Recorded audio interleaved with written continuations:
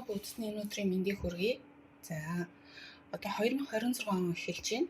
Энэ жилийн төлөвлөгөөг гаргахдаа би та бүхнийг 3 зүйлийг харгалзаж үзээсэй гэж бодсны үднээс энэ бичлэгийг бэлдэж байгаа юм аа. Яг бол хэлэх гэж байгаа зүйл нь болохоор нэгт нь болохоор priority, хоёрт нь болохоор habit, гуравт нь болохоор knowledge буюу мэдлэг, wisdom гэсэн ийм 3 зүйл дээр илүүтэй анхаарал өгөөч л гэж хэлж байгаа. Хүн мэдээж ерөнхийдөө зорилго бол бичдэг. За төлөвлөгөө бол хийдэг. За тэгэхэд жил дуусахад ч юм уу он дуусахад нөгөө нэг тийм өөрчлөлт бол нэг тэгж ахиц гэдэг ч юм уу те бас нэг тэгж овоож оцойтол ч юм уу те харагдаад байдгүй.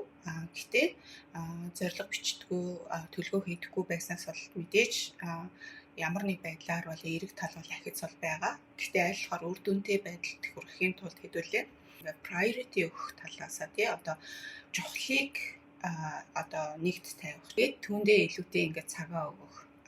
Тэн рүүгээ чиглэсэн байдлаар өдөр өөрийнхөө дадлаа тохируулах гэх мэт тиймэрхүү байдлаар явах нь илүүтэй бидний зорилго тавьж байгаа жил тавьж байгаа зорилго маань бүтээх магадлал илүү өндөрсөж эхэлдэг байгаа. За тэгэхээр ийм одоо priority буюу тий юун чухал нь мэддэхгүй буюу дадал зуршил суугаагүй сууршаагүй. За тэгээд тодорхой хэмжээний энэ чиглэлийн ч юм уу өөрийн суур мэдлэг ингээд төлөвшөөгүй байх юм бол хоримтлагдаагүй байх юм бол зорилго ер нь бол жоохон ингээд унах хаашаагаа ингээд налах юм тал руугаа бол бай. Нэг зорилго тавих нь зөв. Гэтээ бид нар хэдүүлээ зорилтоор яг тухайн зорилгоодоо хүрэхдээ бид нар зорилтоороо биш системээр өдөртүүлэх нь илүүтэй бид нарыг одоо илүүтэй одоо амжилтанд хүрэх боломжийг гэтээ бий болгоно. Тэгэхээр систем бол ер нь бол аливаа юмны системчлэгдсэн байдал аль болохоор алдаа магадлалыг бол багасгадаг. Өглөө болгон босоод юу хийх вүлээ гэж бодхоосоо илүү юм чинь бүх юм чинь системтэй бүх юм ингээд зохион байгуулалттай ч юм уу тий хийх ажил чинь тодорхой байх юм бол тэр системийнхаа дагуу ингээд ороод хөдлөөд явчихна.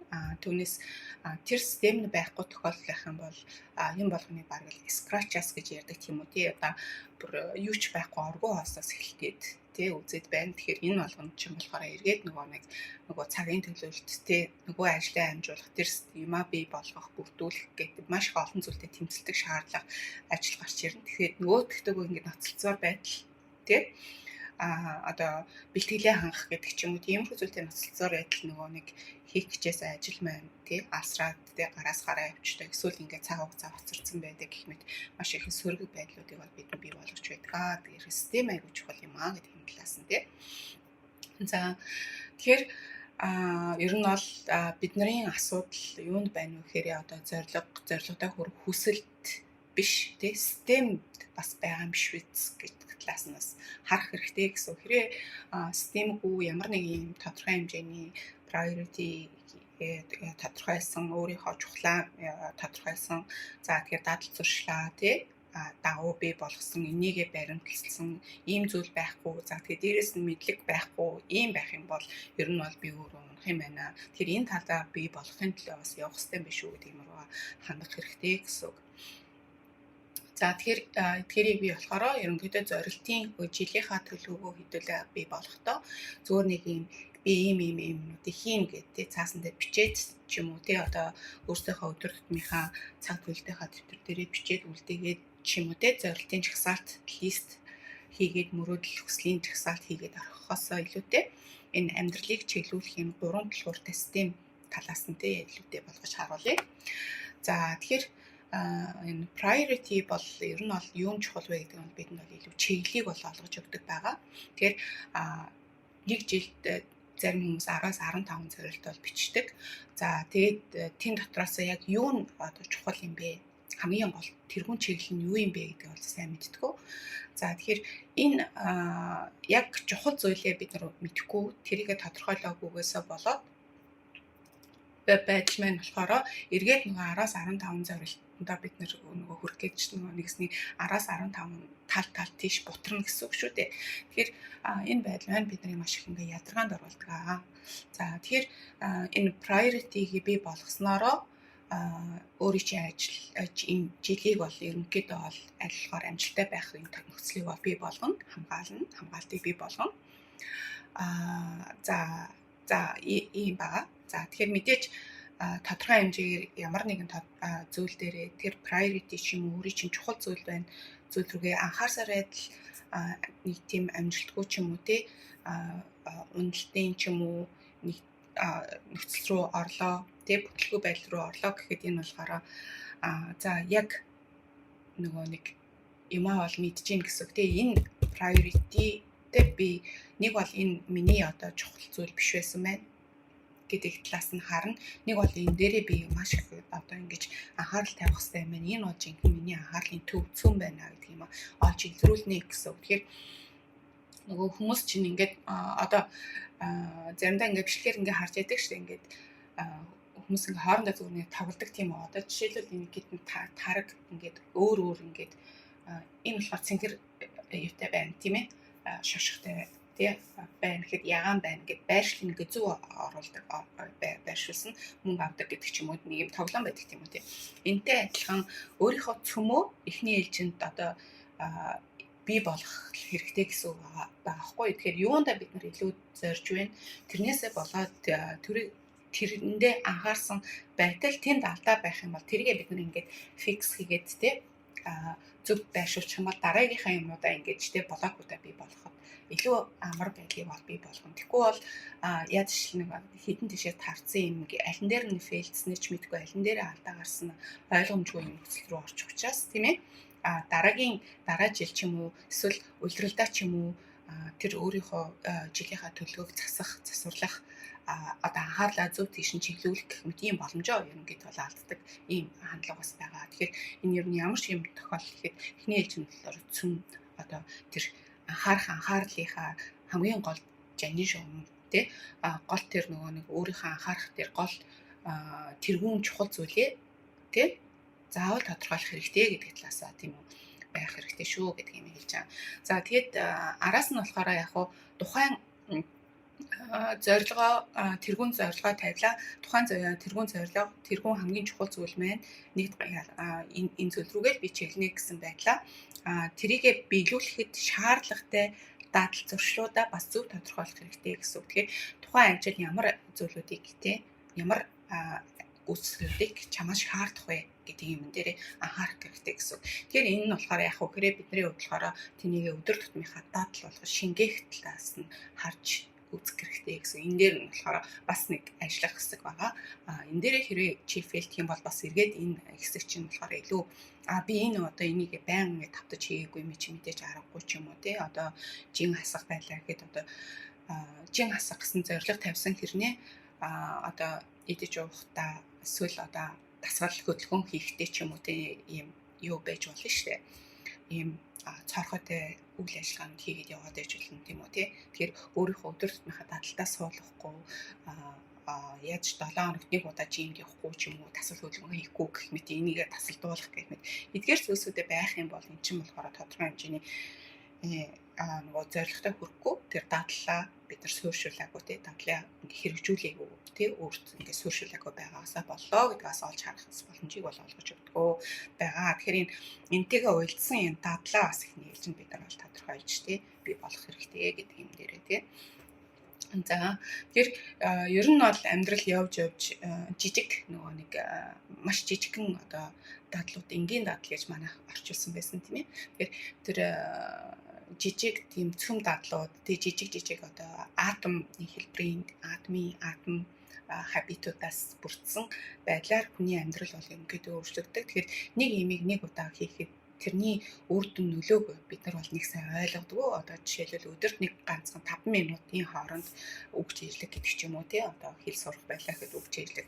Тэрийг болохоор одоо ингэж өдөр болгон давтахын одоо тэр хүчийг тийм үү тий тэр компаундинг буюу тий нийлмэл тэр хүчийг тэгж тэрнийхээ энэ урт хугацаар үргэлжлснийхээ энэ хүчийг бид нэр ерөөсөө маш дутуу үнэлдэг. Тэгэхээр ер нь бол ийм дадал гэдэг болохоор одоо ингээд тогтмол ингээд хийж явах хэрэгтэй ингээд зүйл байгаа шүү гэдэг юм дээр илүүтэй ингэж харж тий. Тэгэд энэ нь болохоор яг өөрч ингээд суурьшаад суудсан ийм байдал руу хүртэл ингээд хөдлөөд ингээд явах юм бол ингээд өөрийн чинь юм болохоор өөрөө өөрөө өөрийгөө одоо заавалчгүй ингэж яагаад байхгүйгээр чирч гулдчаад байхгүйгээр ийм төвшинээр өөрөө цаанаасаа удирдлагаараа ингэж дадал бий болох ийм нөхцөл рүү очвол илүү дээ. Окей, шаарай.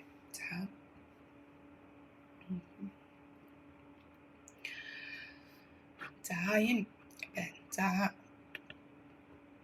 За тэгэхээр мэдлэг буюу wisdom гэж ярьдаг. За тэгэхээр мэдлэгтэй байна гэдэг бол ер нь бол чанарын асуудал бас яригдана гэсэн үг.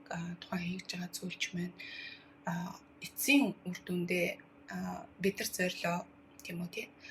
Тэгээд маш их одоо ингэж өдөр болгон нэг зүйлийг ингээл хийгээд байлаа. Гэхдээ одоо тухайн зүйлийг хийхдээ цаг хугацаа зарцуулсан дадал зуршлаа суулгацсан зорилгоо бол зөв тодорхойлсон хэрнээ зөв тийм үү тий. Хэлбэрээр хийхгүй бол тэр маань эргээд ямар ч үр ашиггүй тий эсвэл ахицгүй үр дүнтэй ийм байдал руу бол очино. Тэгэхээр энэ мэдлэг гэдэг бол айгүй чухал байгаа. Тэгэхээр энэ тал дээр бол бид нар мэдлэгийг тийм үү энэ тэнцэнээс одоо зөвхөн нэг юм сонирхлоороо энэ тэндээс төвчдөг ч юм уу тий. За зөвхөн нэг сонсоод ч юм уу энэ тэндээс сансргүй байдлаар олж авдаг гэдэг ч юм уу тий. Иймэрхүү байдлуудаар олсон мэдлгүүд маань бидэнд бол хоримтлагдаж өгдөг, өөрт минь сууж өгдөг. Тэгэхээр мэдлэг энэ талаар яхаа аргагүй өөрийнхөө тэр зорж байгаа зүйлийнхаа талаар бас мэдлэгтэй, дадал зуршлын талаар ч гэсэн мэдлэгтэй гэх мэт иймэрхүү шийдвэр гаргах зүйл дээр ч гэсэн тий. Тэгэхээр бидний хувьд болохоор олон зүйл дээр ингээ шийдвэр гаргахад одоо энэ мэдлэг айгүй чухал. Тэгэхээр шийдвэр гаргаж байгаа шийдвэрийн маань чанар ч гэсэн мэдлэг эсвэл хамаарна. Мэдээж бүхэл юмний чинь одоо суур дээ мэдлэг байгаа. Тэгэхээр энэ болгон дээр ингэж анхаарч ингэж ажиллаач гэж хэлж байгаа. За тэгэхээр эдгээр гурвын уялдаа байснаар тий одоо priority-г бид нар тодорхойлчих юм бол бид нар хаашаа чиглэх вэ, юунд илүү анхаарлаа фокусаа тавих вэ гэдэг юм бол тодорхой болчихно. За дараагийн нэг алхам нь болохоор habit үе тий энэ зорилготой бид нар хэрхэн яаж хүрэх вэ гэдэг юм болохоор бид нар дадал зуршлаараа тийм үү тий одоо бий болгоно гэсэн үг тий. Тэгээд тэр нь болохоор бид нарын тийшээ хурж очих биднийг айчж өгөх хэвээр тэр нөгөө дугуй байх нь одоо гэж ойлгож болно тий. За тэгээд мэдлэг маань болохоор тухайн хийх гэж байгаа зүйлийн маань үр дүн буюу чанарыг бол гаргаж ирж байгаа. Тэгэхээр эдгээрийн аль нэг нь байхгүй байх юм бол тийм ээ ер нь бол туйшрлыг бол бидэнд бол нэг талаас авчирч өгнө. Аль нэг нь мэдлэггүй, habitгүй, priority хүч байх юм бол тий. За яг хуу priority-тэй байгаад одоо тэр чиглэл хаашаа явах маань тодорхой байгаад хэрхэн хүрэх вэ гэдгээ бол мэдчихвэсэн хэрнээ одоо тэрийгэ хэрэгжүүлэхгүй тийм үү тий. Одоо дадал зуршилдаа суулгаагүй байх юм бол тэгэл гацаа байдалд тий байдаг газраа л байж л байна. Дадал зуршилчин байдаг, мэдлэгчин байдаг хэрнээ очих цэг чинь тодорхой биш, яг юунд анхаарлаа тавих чинь тодорхой биш байх юм бол тэгэл замаа алдна тий. Одоо сэтгэлдээ ч юм уу таалагдсан болгон руу чиглэн нүдэндээ гой харагдсан болгон руу явна ингээд яваад ах юм бол ингээл нэг газраа ингээл одоо жимс түүгээд ой төрдөг шиг л ерөнхийдөө тийм байдал руу бол очино л гэсэн. Тэгэхээр энэ гурвын уялдаа бол бас их чухал. За тэгэхээр ер нь бол жил гэдэг бол тийм үү тий. За энэ дээр жилийн төлөвлөгөө гаргана гэдэг нь бидний хувьд болохоор явж яг уу эцсийн дүндээ бол бид нар өөрсдөө зэгслэх урт хугацааныхаа нэг тодорхой амьдралынхаа нэг төвшиннийхаа нэг хэрэгжилтийг бий бол биелүүлэх гэдэг ч юм уу тий. За тэгээд явц дунд нь би өөрөө зэгцрэх, явц дунд нь би өөрөө чанарж явах, явц дунд нь миний бие хүн сэтгэл оюун санаа бас тий дараагийн төвшин рүүгээ ахих, дээд төвшин рүүгээ ахих гэх мэт иймэрхүү зүйл рүү бол чиглэх ийм ач холбогдолтой зүйл байгаа. За тэгээд ер нь бол аль болохоор нэг олон зорилт тавихаасаа илүү цөөн тооны тий гол чиглэл тавиад за тэгээд жижиг тий бяцхан тий зуршлууд энгийн дадлуудаараа тий за тэгээд мэдлэгээ тэлээд ингээд явбал ингээд өөрийн чинь ажлын буюу амжилт бий болно. За тэгээд өөрийн чинь жилийн чинь төлөвлөгөө бол биелнэ. За тэгээд нэг ингээд эвэндээ орчих юм бол тэгээд жил ирэх тусам одоо чи одоо нэг нэгсний алхаас орчих юм бол дараа нь гүйж эхэлдэгтэй адилхан тий. Тэгээд дараа жилийн зөвлөж улам илүү эрчимжээд тий улам илүү сайжраад талбарн ч гэсэн илүү нэмэгдээд ингээд болох боломжтой гэдэг талаасаа бол ярьж байгаа. За тэгээд би болохоор энэ жил одоо